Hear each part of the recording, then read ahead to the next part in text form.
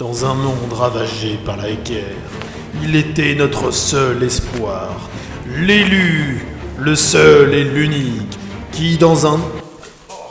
Oui, il était doué de puissance. D'ailleurs, il va nous faire une petite démonstration. Non, pas vraiment. Je suis juste là pour faire ma chronique. Mais pourquoi? Les gens attendent. Non. Non. Bon, alors vas-y. Merci. Hey, salut! Amateur de mecha et de super-héros multicolores, aujourd'hui je m'attaque à Power Rangers. Allez, c'est parti.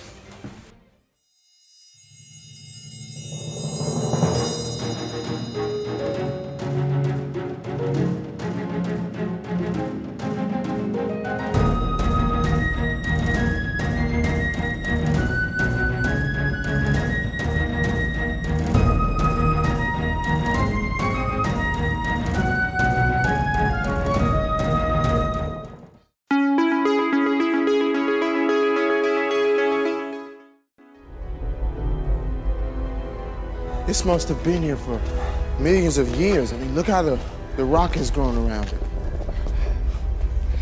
I don't like this place. Power Rangers, une série qui sent bon les années 90. Époque où je me collais constamment devant un écran. Ouais. En même temps, ça n'a pas bien changé. Je regardais les Power Rangers avec incompréhension parce que, oui, j'étais gosse. Et tout ce que je voyais, c'était des ninjas en couleur qui se battaient avec des monstres assez mal faits. Oula, je sens déjà les fans qui vont m'assassiner pour cette phrase. Mais rassure-toi, jeune fan assoiffé de sang, j'ai depuis bien évolué. Tout comme la série qui compte désormais 24 saisons et qui accouche aujourd'hui d'un nouveau film. Reboot raté voulant faire du fanservice ou reboot réussi rendant hommage à la série. Que vaut vraiment Power Rangers? There's no way out! Tout le monde connaît les Power Rangers. Un groupe d'adolescents devenant des Rangers de différentes couleurs, prêts à sauver le monde contre la menace extraterrestre. Tiré des séries japonaises Super Sentai, la franchise s'est étendue jusqu'à 24 saisons. Mais moi je me rappelle surtout de la première, voire de la deuxième saison, quand j'étais petit. Ça vous rappelle rien? Allez, juste pour le fun.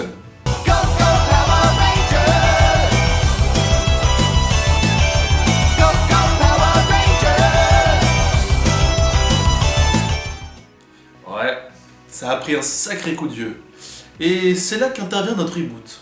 Ce dernier est d'ailleurs réalisé par Dean Israelite, jeune réalisateur, connu notamment pour Projet Almanac. Power Rangers nous embarque donc dans une aventure mêlant 5 jeunes adolescents, venus d'horizons différents avec chacun une personnalité propre. Sur ce point, j'ai vraiment été agréablement surpris par l'écriture des personnages. Niveau distribution, on retrouve de jeunes acteurs, qui sont pas vraiment connus, mais qui rajoutent une certaine fraîcheur au paysage cinématographique. On retrouve Naomi Scott, qui joue le Ranger Rose, avec une personnalité assez mystérieuse et qui je trouve est assez juste dans son rôle.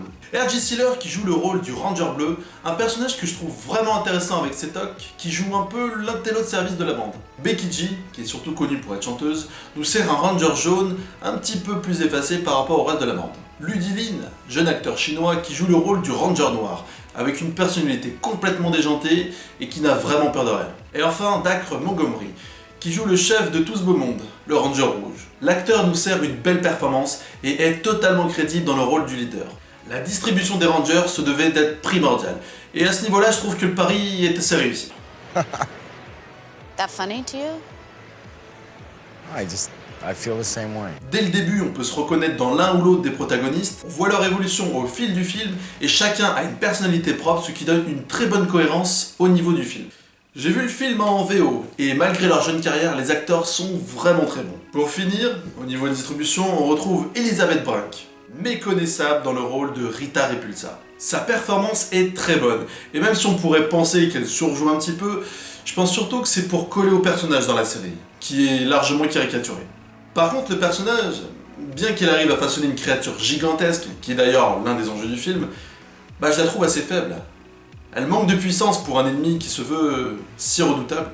Niveau scénario, la rencontre entre les protagonistes est subtilement mise en scène avec quelques bonnes trouvailles.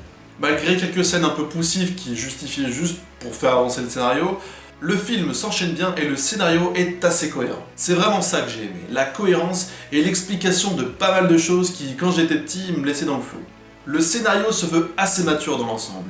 On n'est plus face à une franchise destinée aux enfants, mais un bon gros film de super-héros avec de gros moyens qui nous en met plein la vue.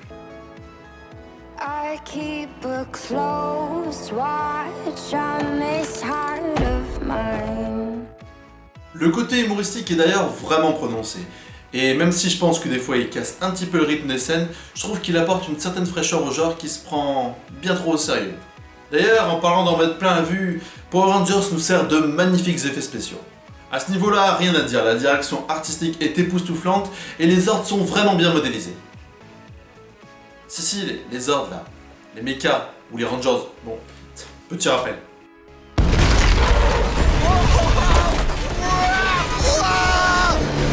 This is better.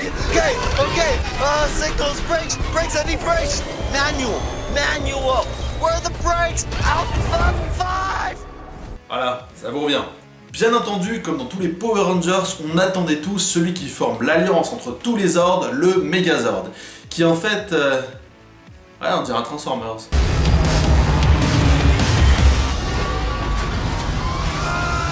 J'avoue qu'à ce moment du film, on aurait pu se croire dans un film de Transformers. Mais bon, c'est avant tout Power Rangers qui a popularisé les mechas. Quant au costume des Rangers, franchement, je le trouve magnifique. Il est simple, élaboré et sans forcément extravagant.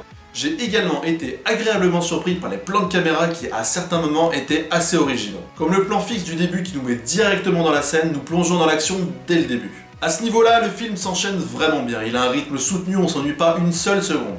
Malgré une petite baisse de rythme au milieu qui laisse le temps au film de développer les personnalités des Rangers et en même temps un petit peu l'intrigue. Niveau bande-son, personnellement j'ai adoré. Très rock dans les scènes d'action, je suis ultra fan de ce genre de mise en scène. D'autant que le film nous fait un petit clin d'œil en mettant le générique officiel de la série, nous servant une scène nostalgique et assez épique. Mais bien entendu, Power Rangers recèle quelques petits défauts, qui est surtout situé à la fin du film, lors du combat final. Par exemple, le Megazord est intégré de façon assez maladroite et avec peu d'explications, alors que tout le long du film, le film s'est efforcé de nous donner justement des explications. Au final, c'est un pari réussi pour le reboot d'une franchise qui a bercé l'enfance de beaucoup d'entre nous. On retrouve tous les codes de la série avec un bon coup de fraîcheur. C'est un film jouissif qui nous sert de belles scènes d'action comme on les aime.